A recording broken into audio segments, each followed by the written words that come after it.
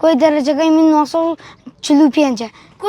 كوي گشتي نمرەکانی منی 964 كلوغي كان على كيوا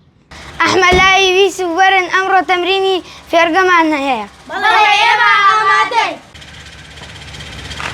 من ناوم محەممەد وریایە تەمەنم 12 ساڵە لە پۆلی شەشی سەرەتاییم من و ئەحمەد و یوسف و لاوی برام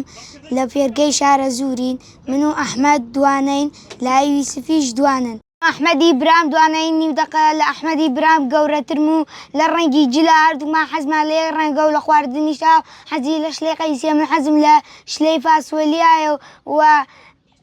پێچەوانەی لای یوسفەوە ئەمە جمهوری ڕۆناڵدۆن ئێمە جمهوری میسین لە خوێندنیشە ئەوە لە خوێندن ئەحمەدی برام لە من زیرەکترە و کۆی دەرەجەکەی من 945. كوي گشتي نمرەکانی منی 964 كلوغي كان على كيوا